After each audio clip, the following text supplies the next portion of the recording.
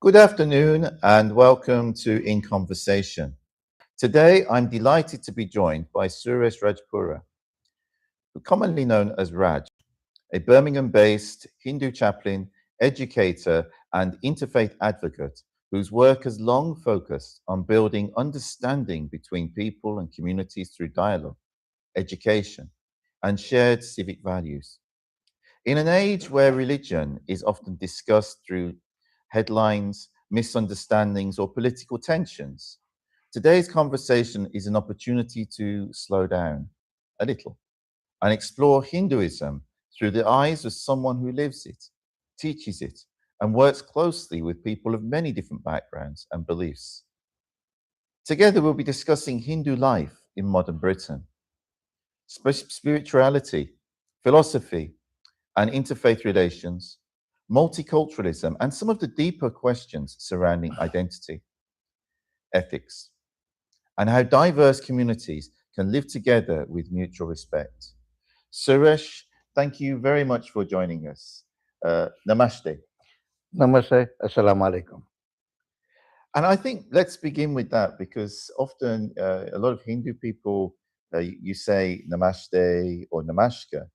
Can you shed some light on the meaning behind this? That's a very good question to start off with.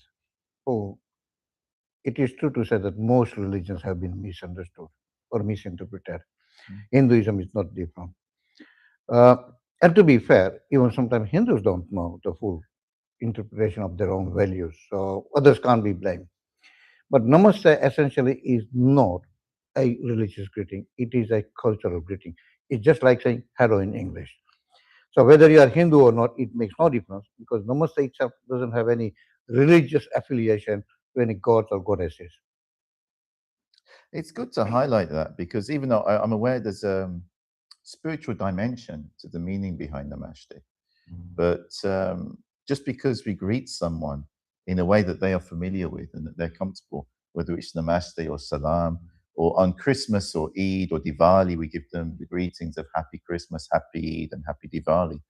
It doesn't necessarily mean that the person is subscribing to that religion in any way or form. This is unfortunately some ignorant people spread these ideas. I think it's very important to appreciate different values and the custom and the tradition of all faiths and culture. Yeah. Because say for example, if you are Chinese speaking and if I speak in Hindi, you wouldn't understand a word of Hindi. Yeah. So I have to learn and speak in Chinese to make my point. And greeting is not any different. If I say Assalamu alaikum, I doesn't become any lesser Hindu, or you don't become a lesser Muslim if you say Namaste. No, it's true, and it just means peace be with you. It's now many of my viewers, not all of them, because I know I got viewers from different religious beliefs and communities, but many of them will be Muslims, and even those that are of other faiths, they might not know much about Hinduism. So, how would you describe the Hindu faith in simple, everyday terms? Wow, you're asking me some very, very good fundamental questions. And it is my honor to be able to share this with you and the people who are watching, listening. In a nutshell, if I go to the nuts and bolts of it, Hinduism is not a religion itself. There are religions within the Hinduism, but religion itself is not religion. It's like British democracy. Democracy is not a religion, it's a value system. There are political parties within that one, yeah. So, so that is first thing. Because to call something, any ideology, a religion, the belief in God is must. In Hinduism, it's not compulsory at all. Most important thing is that be a good human being. I've heard too that Hinduism is its real name is actually Sanatan Dharma. Is that true? And what's the difference between Sanatan Dharma and Hinduism in terms of the meaning? You are throwing some quality question, my friend. Sanatan means always has been, is, and will always be. In other words, if I give you a very simple earthly example, well before the advent and birth of all the religions, doesn't matter, yeah? Law of gravity always been there. It's still there, and whether religion and civilization survive or not, law of gravity will continue. So Sanatan means it's the value-based system rather than faith or the religious-based system. Now, Hindu is actually a name that came into being much, much after. You are very well educated and well versed with many of the religious thinking and beliefs, as you have studied most of them, yeah? Now, if you look at Bhagavad Gita, Vedas, Ramayana, Purana, there's no mention of word Hindu. There's a river in North India near Punjab, and now it flows in Pakistan as well, called Sindhu. Now, the Persian people, this is going back to thousands of years ago, they couldn't pronounce the word Sindhu, so they call it Hindu, and that's how that identity came. But Hindu itself is not the real or original name. Having said that, in Sanatan Dharma, there are four main uh, religious beliefs, as you call God, if you call it, or God-based, yeah? And again, there is a contrast. Uh, Buddhism, Hinduism, Jainism, and Sikhism. India is the birthplace of four traditions. In Hinduism, as normally known, and Sikhism, there is a concept of God. But God is not a being as such. Yeah. In Buddhism and Jainism, there is not even a concept of God. So they are more value-based system rather than faith as we normally interpret faith. It's very interesting. What does Hindu life in modern Britain look like today, especially here in the West Midlands? Well, let's look at overall UK.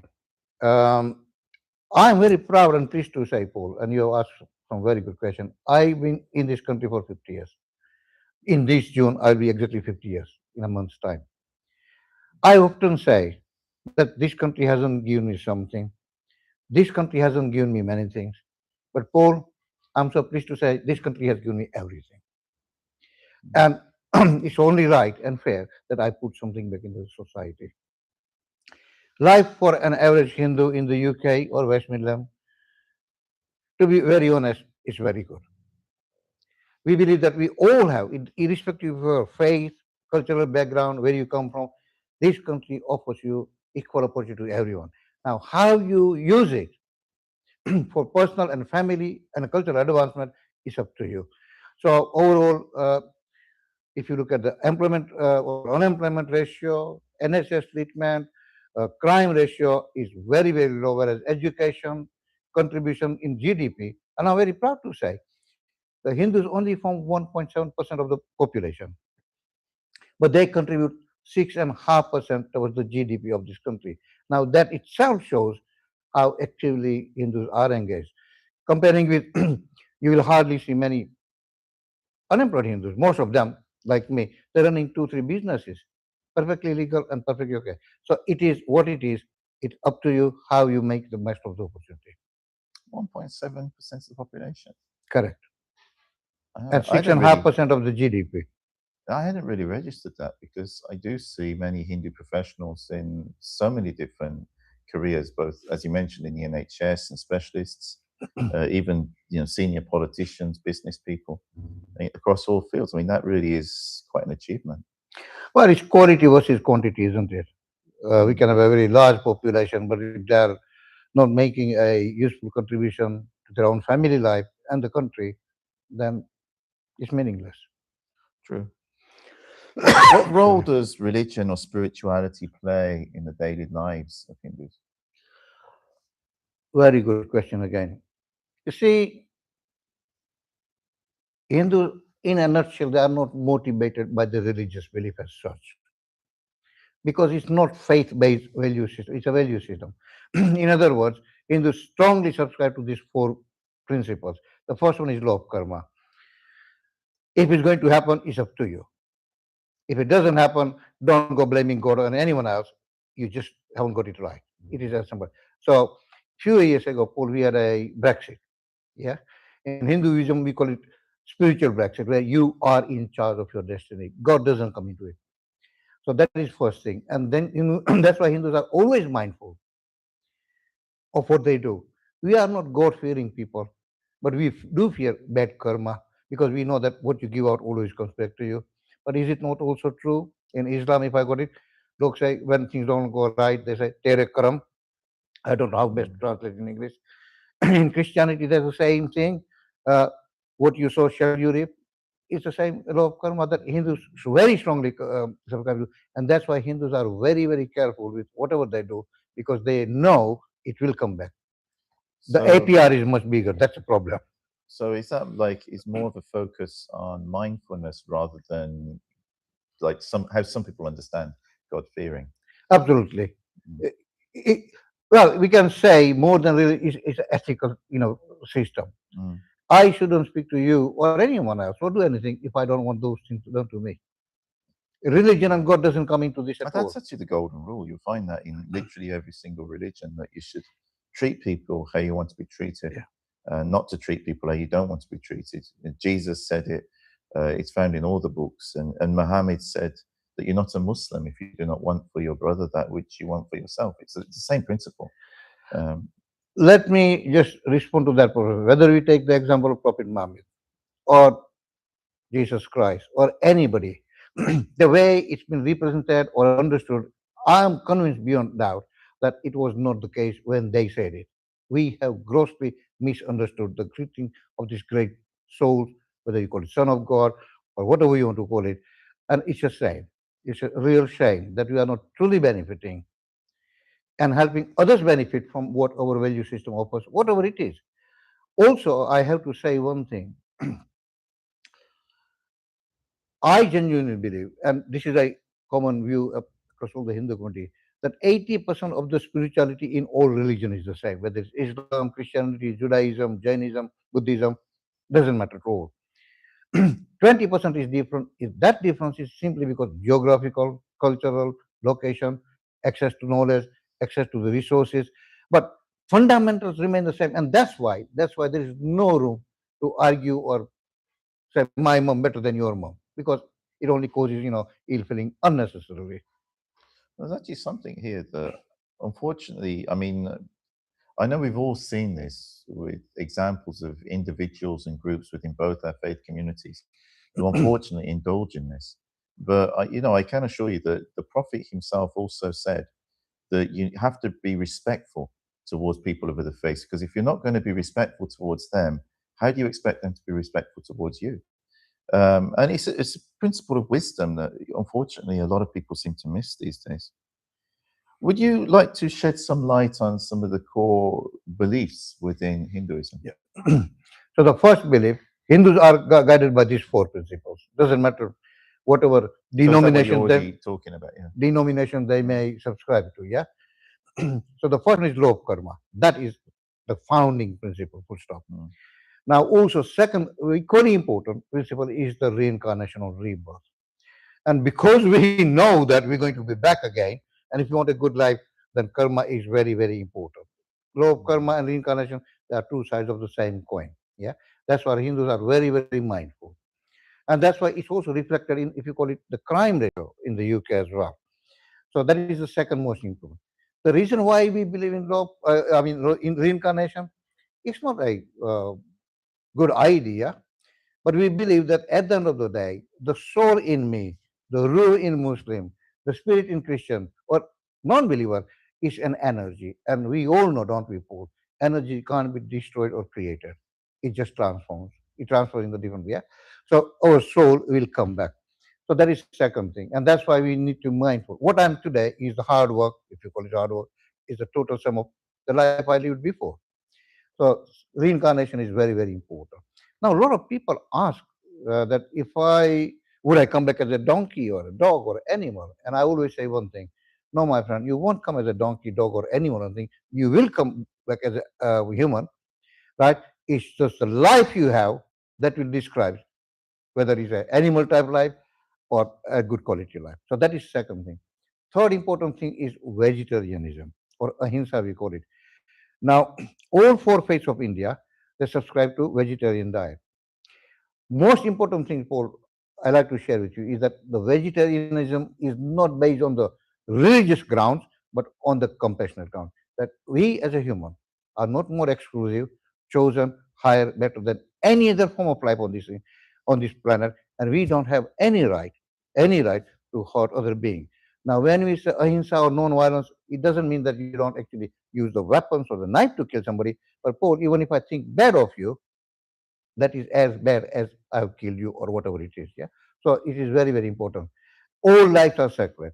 Now the question arises: then, if all the lives are, and anything that grows is sacred, then isn't vegetable and plant and fruit and everything is has got a life? Obviously, they grow, and absolutely right. Hindu view, and when I say Hindu, it's Buddhist, Jain, Hindu, and Sikh, all the four. Yeah, they subscribe to that. They are of lower denomination, if that's the right word, right? Because vegetable and plant, they can't move, walk, and things like that. But more importantly, after you have picked up the flower or the apple or whatever, it grows again. When you kill a chicken, it doesn't grow. It's the end of the life. Having said that, it is not a written in a stone. If I give you, you probably don't, may not know, I heard the name of this. There was a very famous sage or the rishi or yogi, guru, whatever you want to call it, called Ramakrishna Paramahans in Bengal, India, Kolkata. He wasn't vegetarian. Swami Vivekananda is on the spiritual giant. He wasn't, because in Bengal there was no fruit or vegetable available except the fish. So you determine according to local circumstances, but where you have a choice, you avoid taking the life. The fourth and last principle is this one. Paul and my friends, you want like you will love it. We call Hinduism as a freedom religion. That means if Ramesh wants to pay to Krishna, that's fine. If Jatin wants to pay to Rama, it's fine. If somebody wants to pay to Shiva, that's fine. If somebody thinks that God is a female and wants to pray to Mother Goddess, that is fine.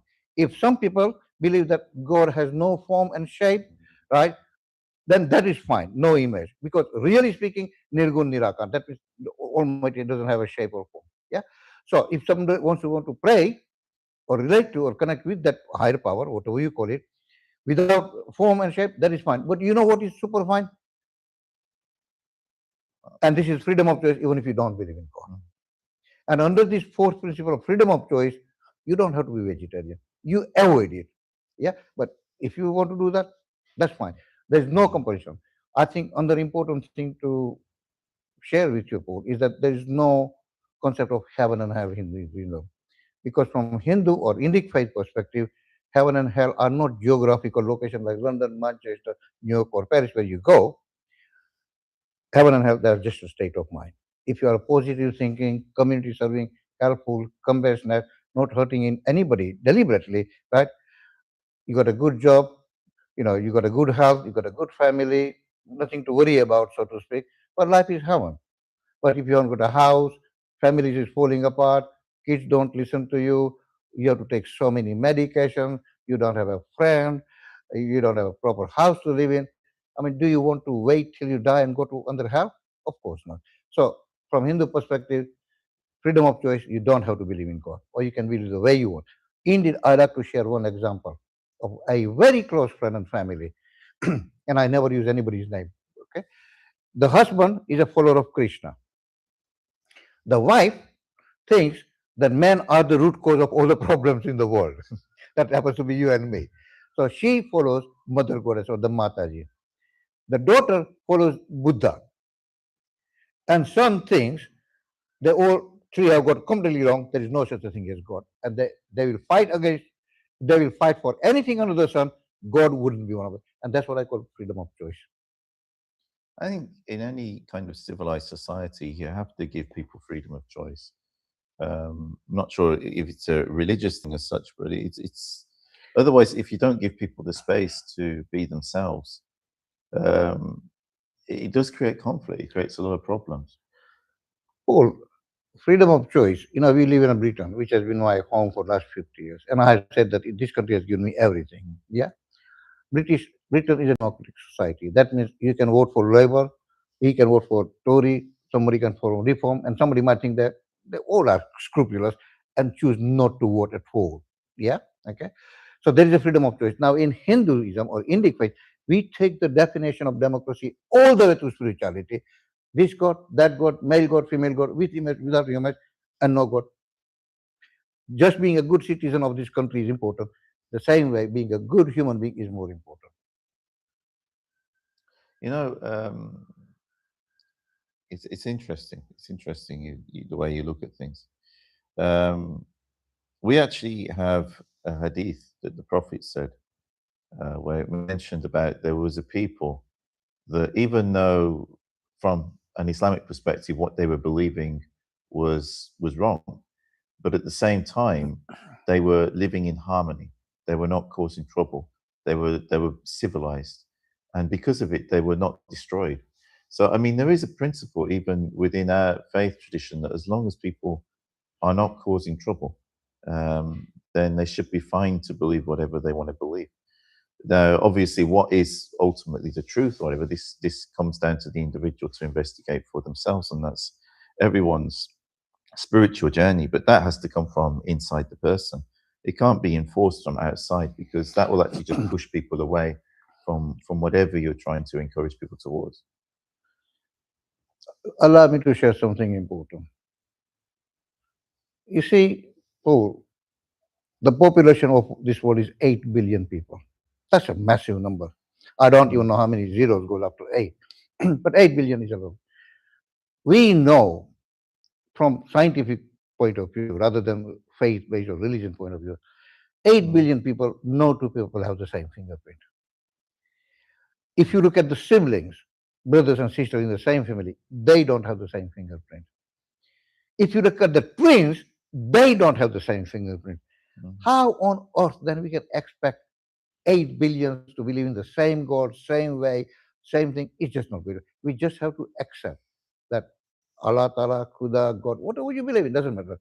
He hasn't just created one type of tree or one type of flower or fruit. Variety is a spice of life. My shirt wouldn't fit you and your shirt wouldn't fit someone else, and that's fine. We all are different. Even our understanding changed with the age and experiences. But from Hindu perspective, coming to nobody is wrong, it's just different. Our 5 fingers are not the same size. We just have to accept it. That way we can live with anybody and everybody. Absolutely no problem. You know, you mentioned some of the gods in Hinduism, like Krishna and Rama and Ganesh, the mother goddess. Um, these are often represented symbolically. Uh, how should these forms be understood, interpreted, and also respected? Hindus regard Rama and Krishna as avatara or reincarnation of the great soul. But when you go to the Upanishad, one of the what you call the scientific uh, text of Hinduism, everything is energy. You, me, her, everybody is just energy. It's just that you are the gross manifestation of that energy as I am. So Rama and Krishna or Ganesha or Hanuman, anybody or Mother Goddess, doesn't matter. They are the gross manifestation of that energy. Now, a lot of Hindus and non-Hindus regard that Hindus think Krishna is a god, so to speak, yeah, and Hindus worship as a god, yeah. But really, when you go to fine-tuning the whole thing, Krishna is your higher consciousness. For example, I'm a Hindu, I'm from India, okay? What has Nelson Mandela has got to do with me? He is a different color, different country, and I take it that he's a Christian, and that's fine from India, okay? Right? But I always call him Nelson Mandela. Why? Because he rose above that thing. Despite years of slavery and all those problems, what he said, truth and reconciliation, forgiveness. So it doesn't matter what faith someone should subscribe to, we go by the value he or she subscribes to. And if, for example, the Murti Puja or idol worship, as they call it, but we call it ideal worshipper, yeah? If it helps you, that's fine. Now, I just want to expand a bit more. Why Hindus do ideal worship or idol worship or image or deity worship? You see, But is it idol worship? Because I know, to someone from an Abrahamic faith tradition, this is certainly how many people will see it. But as I looked into Hinduism myself, and you mentioned it here, that all of these are really avatars of the divine. Well, if they are avatars or faces, representations, or attributes of Brahma, are they really not all faces and attributes of the one? absolutely, yeah. Now, again, good, Brahmi, you're asking some very, very good question. You see, there's a misconception that Hindus have 33 million or hundreds of thousands of gods and goddesses. Mm. They don't have. Oh God, you are asking some really good question. From Hindu perspective, there is only one creator, full stop. Like if we go out now in the street and look in the sky, there's only one sun. We call sun in English. In Spanish, it's called sol. In German, it's called solar. In every language, it's related to by in different names. So Hindus don't now so many different faces of the God, manifestation. Paul, in your case, if I can just personalize it, you are a husband to your wife, you are a father to your children, you are a friend to me, you are a Hindu chaplain at the university, you are playing different roles. So Hindus have given different attributes and quality and given the name and different shape. Again, going back to the deity worship, it's very important. Why some Hindus pray to deity? Yeah. When the soldier is learning to shoot, he needs something to focus on before he Mm. goes in the battlefield. So this Murti Puja or the deity worship is helps you focus on something. Don't we say the same thing to children about education? Focus, focus, focus. But they got to have something to focus on. So these murtis or the deities or the images really help you focus to find the divinity within. So if they worship like them, as you mentioned in this family that you highlighted earlier, that the wife was, the mother aspect of the divine was what attracted her, whereas the higher consciousness aspect, which I guess is why the one is focused on Krishna.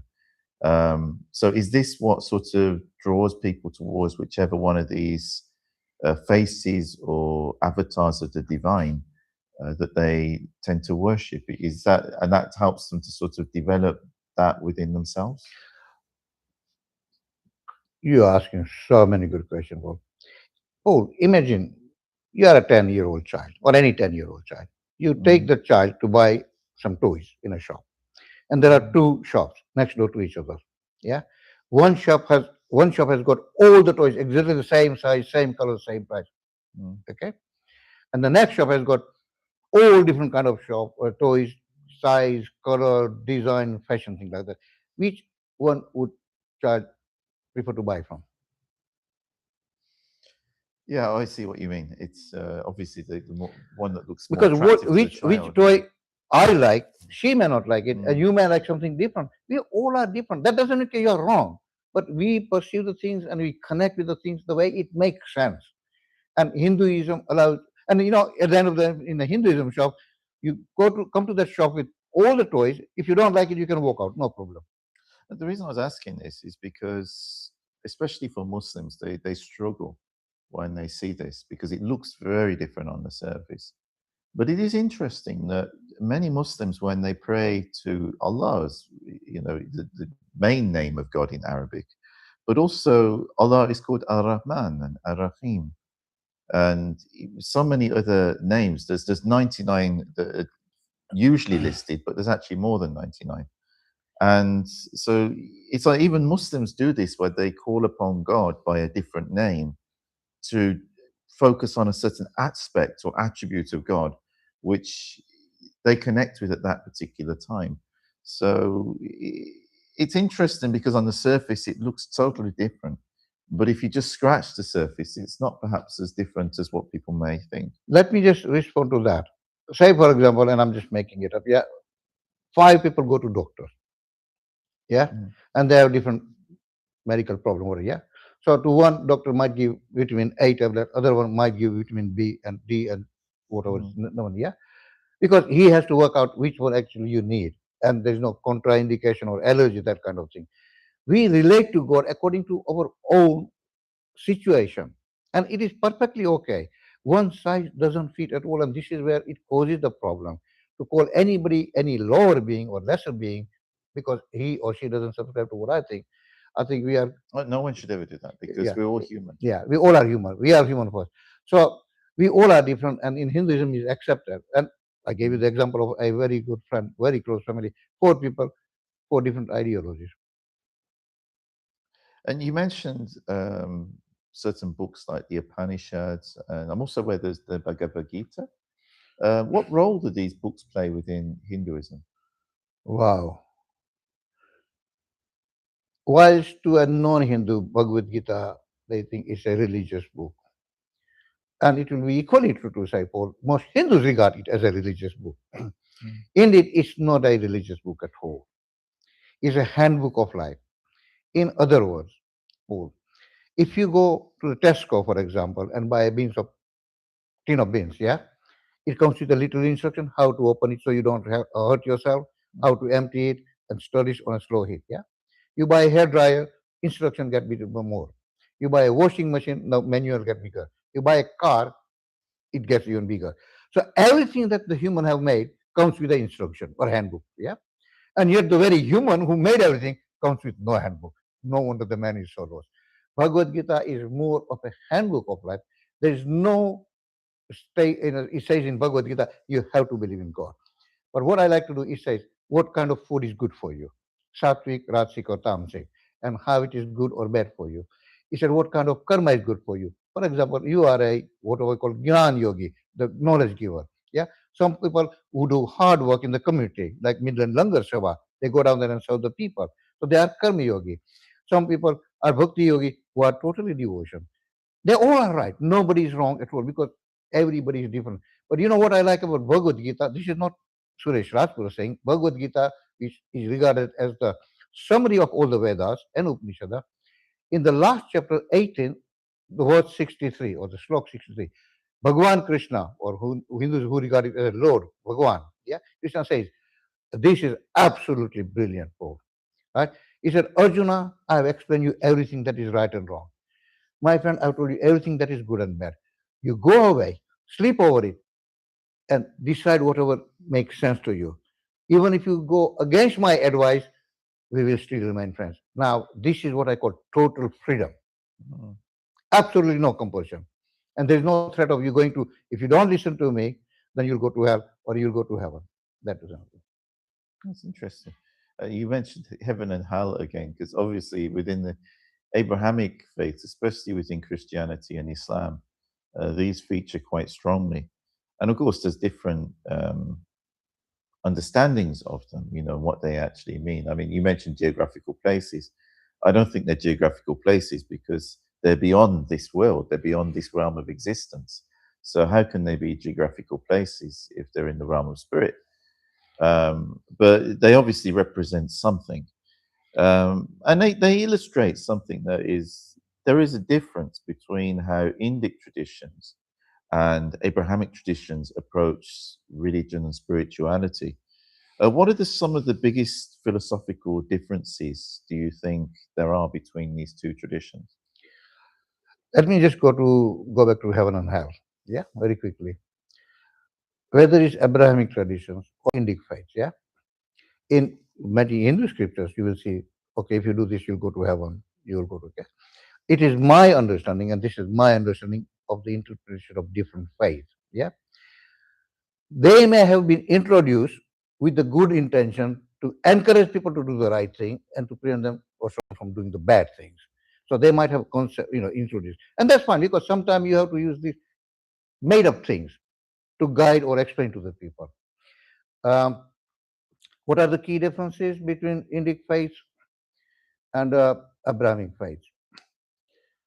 The first thing is the underlying spirituality is same. I know that. The key difference is that the great emphasis is on law of karma. So Mm. if I pass the driving test or buy a house or successful in something, um, I don't say, oh, thank God because of the mercy of the God. Yeah. Hindus will say, oh, Bhagwan ki kripa se, or because of the grace of God. Yeah. But that is so you stay humble. You don't become arrogant. At the same time, if you lose the house, you can't say, if there's a God, why I lost the house? But you have to pay the mortgage. God doesn't come into, yeah. So law of karma is very, very central to every Hindu, Sikh, Buddhist, and Jain thinking. That is one thing, yeah. God is there as an ideal or something to look up to or become one. In other words, in Hinduism, Hindus, again, it applies to all the four, Hindus are not followers of God, they are the seekers of God. And that seeking is from inside, it is already there, it's not outside. That's a key. And third important key difference, which I already highlighted, is vegetarianism, that we are not any more special, chosen, higher, better, and the God, whatever you call the God by name, yeah, hasn't made all the animals or all these things just for your consumption. Uh, these are some of the key. And the freedom of choice. Indeed, I often argue. I was talking to an interfaith group. They said, do Hindus believe in freedom of religion?" I said, "We don't believe in freedom of religion. We believe freedom from religion because we have been so bogged down with this ideology.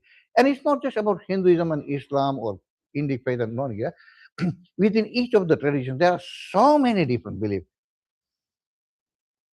Well, they all That's can't be true. wrong. And they all can't be right.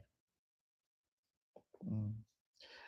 You mentioned something there that it seems like a difference as well, where you seek inwardly. I mean, as a Muslim, I seek inwardly. I believe the strongest connection to God is the one that you find within your heart and soul. Um, because spiritually, we're always connected to the divine. We're never separated. It's only an illusion when we think we're separated. But how can we be separated from the one who gives us life and existence? Can I just Mm, respond to that one, please? Paul, imagine, unfortunately, I haven't got it. Imagine we have got half a dozen balloons: black, white, yellow, red, green, purple, and all those things. Imagine we got half a dozen different colors and we blow all them up. And now we can say one thing that the air in all of them is the same because it came from here through my mouth into the balloon. Yeah, it's not a different. So whether somebody is a black or white, male or female, Chinese or Indian or British or anything, inside we all are the same. The same energy is within us. We need to come out of this narrow confines of black, white, Hindus, Muslim. We can, mm. and there's room for us all. Well, quite. I mean, the Prophet, peace be upon him, said during his last sermon, he says, "There's no white and there's no black. There's no Arab and no non-Arab. The only difference between people is in taqwa, which means God consciousness, and in their actions." And essentially, that's really it. Now, can I just say if somebody differs on any Mm, of the things we discuss, yeah, it's not that person is wrong or mm. we are right. You see, you can't expect the understanding and ability to grasp from a primary school child to somebody who's in secondary or high school or a university. We Yeah, all are different. and we're all on What you our have to remember that learning once curve. upon a time we were there as well. Oh, We evolve. we're all on different stages of Yeah, that learning curve. yeah. Yeah, it's true. Give them chance to And we all grow. have our own experiences Exactly. and teachers and what we're exposed to, which all are influences on our lives. Absolutely. Our experiences, life experiences, and the people we are surrounded with, it greatly influences us. Mm. Now, you mentioned vegetarianism already, but do Hindus have like other practices like fasting, or like how you take care of people when they passed away and their remains, and like you mentioned dharma and ethical living as well. So obviously you've covered a bit of that. But is there anything else that you want to discuss regarding practices that you have? Fasting is a good one to talk about. Like all other faiths, in Christianity, Islam, the fasting is integral part of that thing. Yeah, it is my personal belief that all these practices, what we call is part of the religion. They are local cultures. There is a deeper science behind it. It just became part of the religious custom. Yeah, Mm, that's a different thing, and I can understand that. Fasting is very important in Hinduism, but not to please God or because if you fast, you'll go to heaven. I want to keep saying that again, yeah. But fasting is good for you. Now, in Hinduism, fasting is recommended on the 11th day of the rising moon or before the fourth day. Because what happens, and this is a pure science, when on 11th moon lunar calendar day, the earth and moon are the closest to each other. And we all know the rise and tide in the sea, isn't it? So on that day, on 11th day of the lunar calendar, the water level in our body rises. That means our ability to digest the food weakens. And we all know that before you eat, you shouldn't drink for at least half an hour or during or immediately after because it weakens your digestion. So it has been become part of the religion, but it has nothing to do with religion. There's a pure science that is just not conjuring. And it's not just 70% of the world earth is water, 70% of our body is water. So if it can uplift the oceans, then it's bound to uplift us as well. I also like to share something really, really important. Only 200 years ago, only 200 years ago, right? Not even many Hindus know it. Only 200 years ago, all the women throughout the world poor used to have the monthly cycle of menstrual period exactly on the same day of 11th day of the lunar calendar. Why is that? Where does the religion go? No, I was actually just going to mention the connection from what you were saying with the menstrual cycle, because when you mentioned this, I'm well aware that the menstrual cycle is itself influenced by the lunar, or the moon Yeah, orbiting the Earth, as well as the tides, yeah, that are yeah. influenced. So it's interesting. It's connected to that.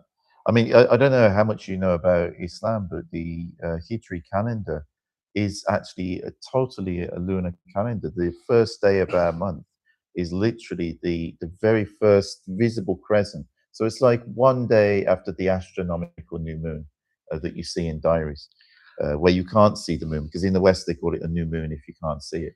But and it's from that right the way through the phase of the moon until the next time that happens. You are absolutely right. Islam and Christianity, I mean, Islam and Hinduism, my apologies, yeah, they both subscribe to lunar calendar, yeah. Mhm. There are so many things in common, it's just that we are not aware of it.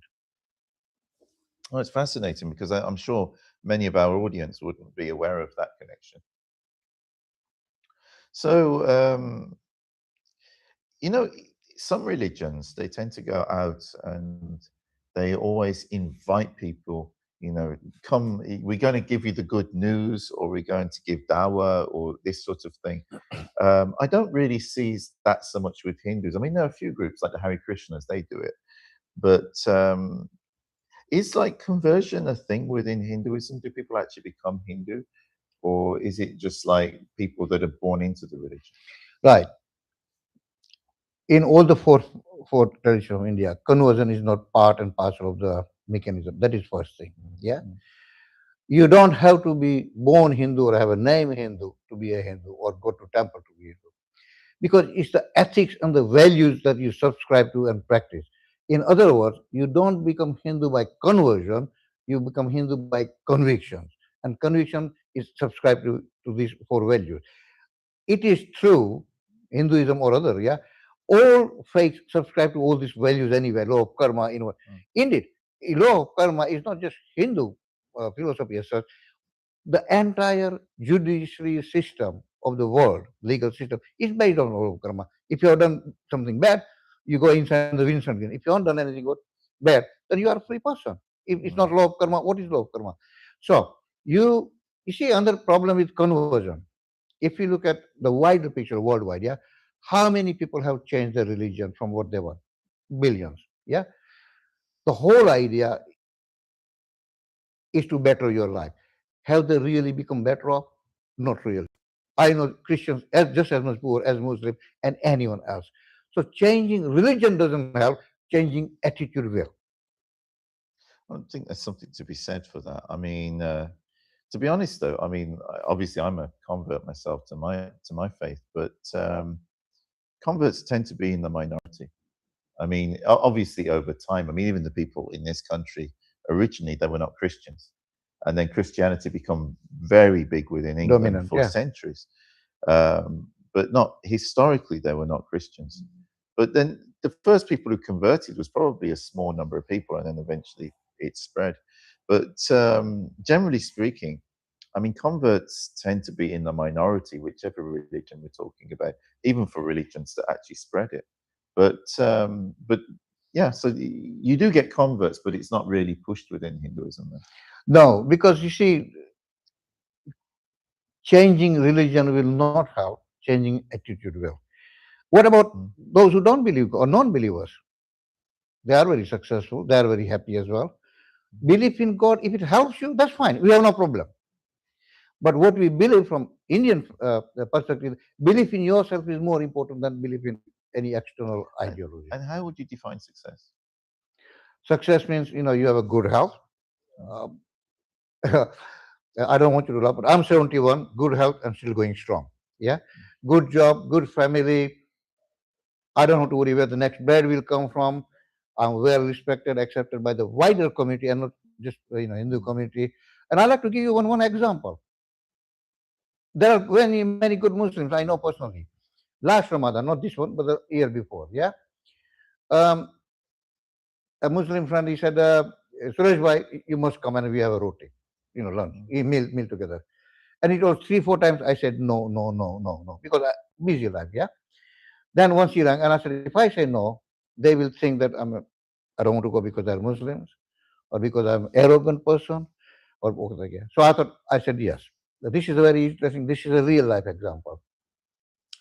Then I realized this was on Monday evening, and on Tuesday I realized, oh, it's Ramadan. And the day I agreed to go was on Friday, Jummah day.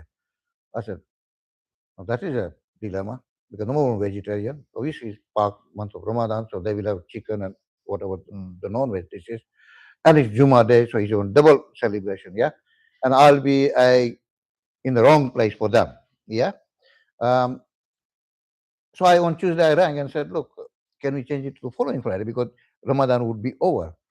And the lady insisted, no, Suresh bhai, there's no way because you have said no enough time, you have to come. So reluctantly I went down there because sometimes you have to, it's the love and respect. I went down there at 5 o'clock, 5 children, and I practiced Vedic mathematics. They all had a fantastic time. At 5:30, when she came down from Namaz, she said, let's have the roti. So we went in the dining room, and I was looking, I said, where is my beans on toast or potato? And she said, go on, help yourself. And I said, where's my beans on toast for vegetarian? He said, Suraj, because you were coming, I told the family, all the Ramadan and everything, right from the morning to the everything is vegetarian. Or if that is not respect and love, what is love and respect? And that's in the month of Ramadan on Friday. Well, contrary to what some Hindus might believe, we do eat vegetarian food as well, even though we eat meat. No. Look, we don't have to eat meat. Freedom of choice. Whatever you want to eat, that's perfectly okay. But again, can I just say one thing? Right? This vegetarian knowledge. Because somebody is vegetarian and vegetarian food is not necessarily healthy food. We always use the example, if you go to the Tesco, again I keep saying, and buy a packet of crisp or any food item, it has got those traffic lighting, isn't it? Red, yellow, orange, and green, And I said that, food should fit that green category. Because it's vegetarian, it's not necessarily good.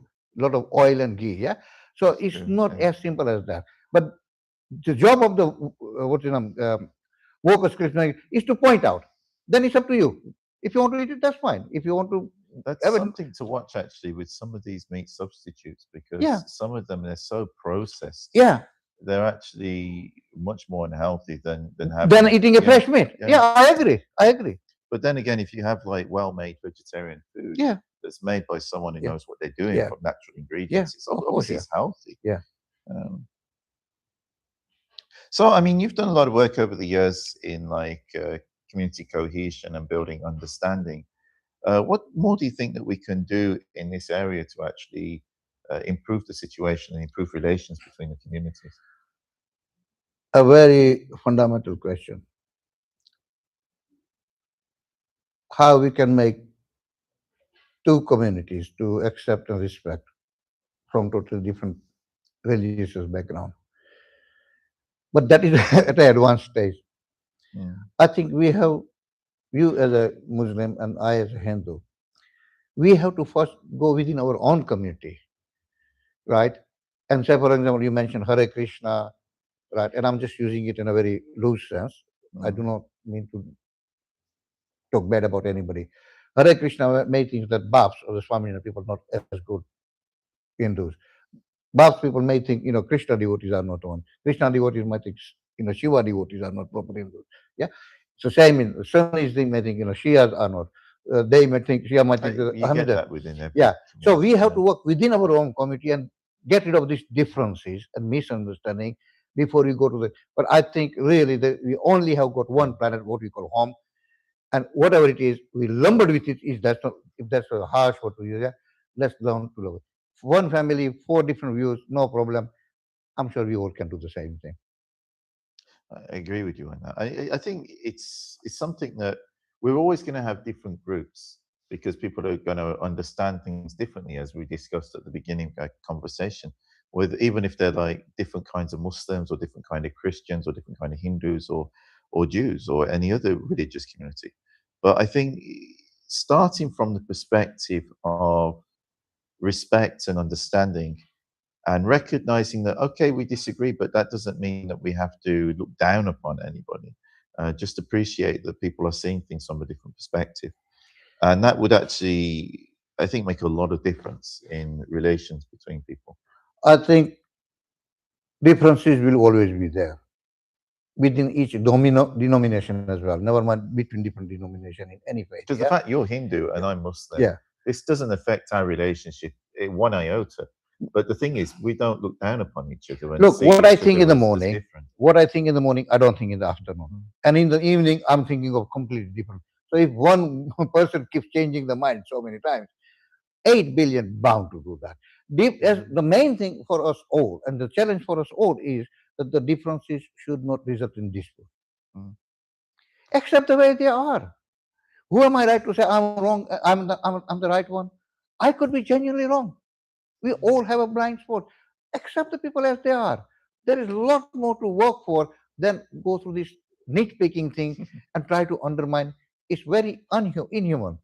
Usually that's where it starts. And you're right by highlighting the fact that even within people of the same faith community, when they nitpick, and I mean, somebody told me many years ago, there was this Christian joke, and they said, you know, oh, you believe in God? Yeah, I believe in God. Oh, what kind of Christian are you? Oh, I'm a Baptist. Oh, first, are you a Christian? Yeah, I'm a Christian. And then, what kind of Christian are you? Oh, I'm a Baptist. Oh, what kind of Baptist? Oh, I'm a Southern Baptist. Oh, you're a Southern Baptist. I'm a Southern Baptist as well. What kind of Southern Baptist are you?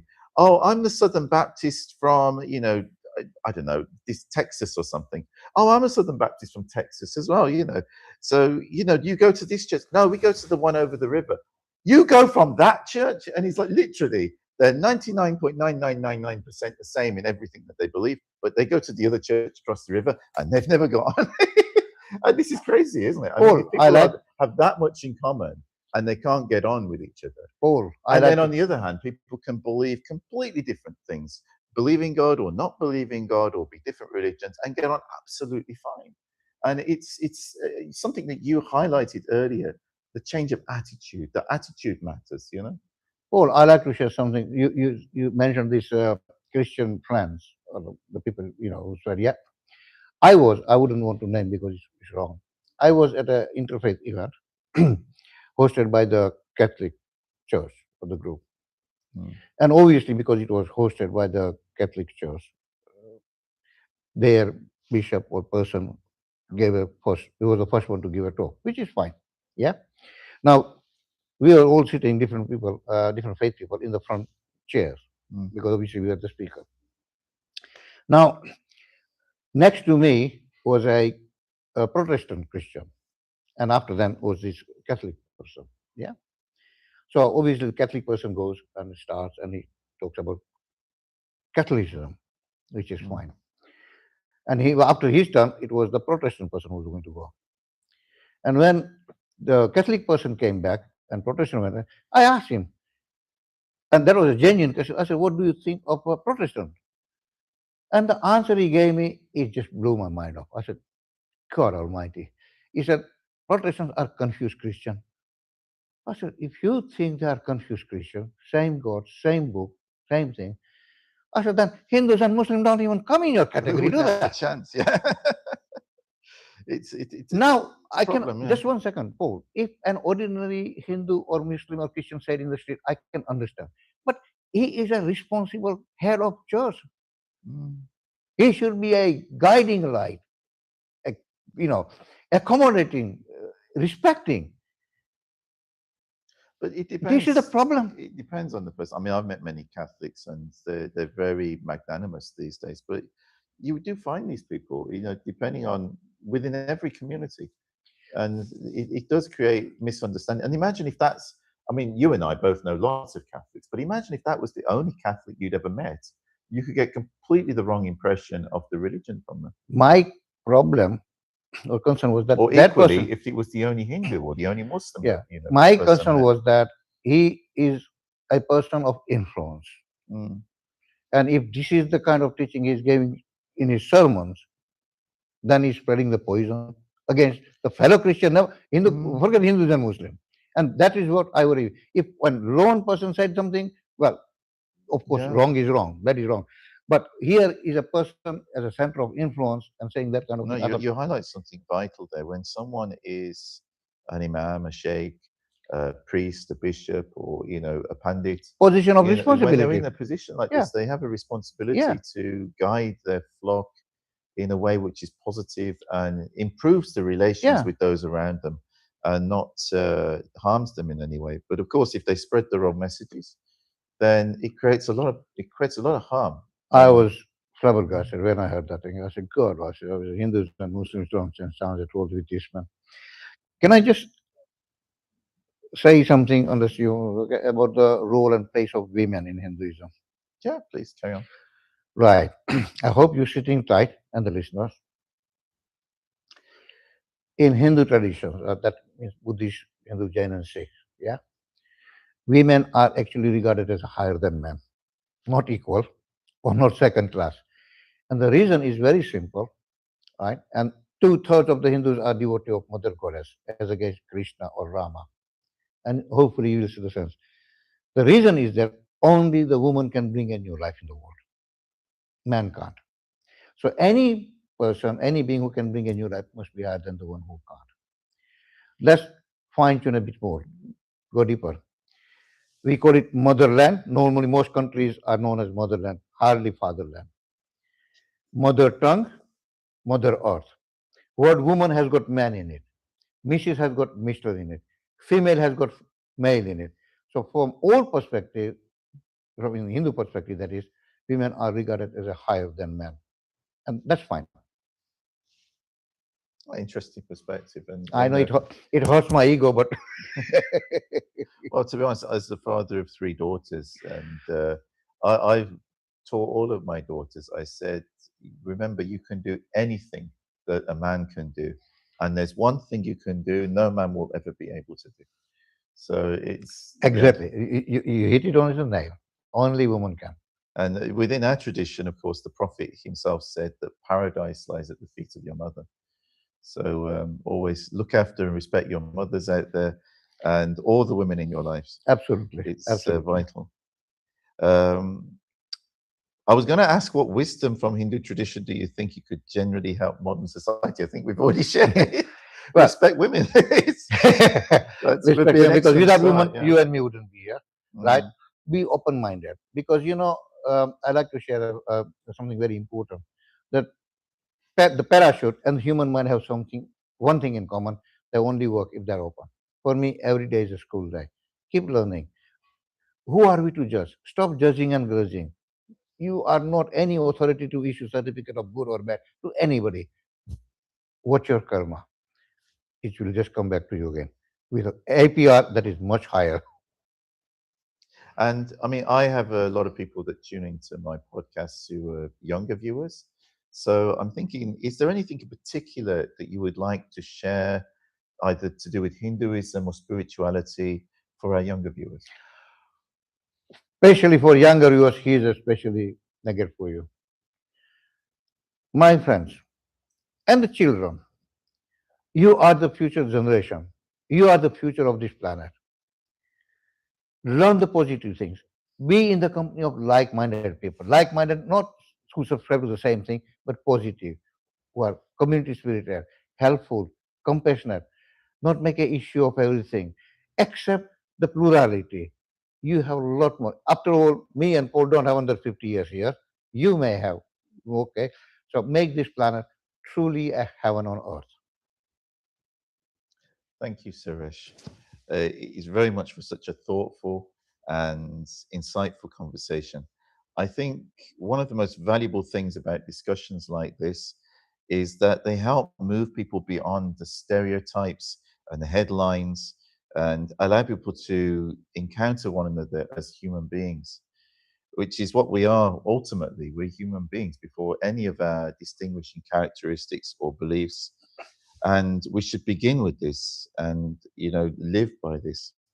And we're beings with depth, history, values, and shared concerns about the world that we share. You see, Paul, you wouldn't want somebody to decide what you should eat. Yeah, because your food habits are different. You wouldn't want somebody to decide how much to eat, when to eat. You want to make your own decision.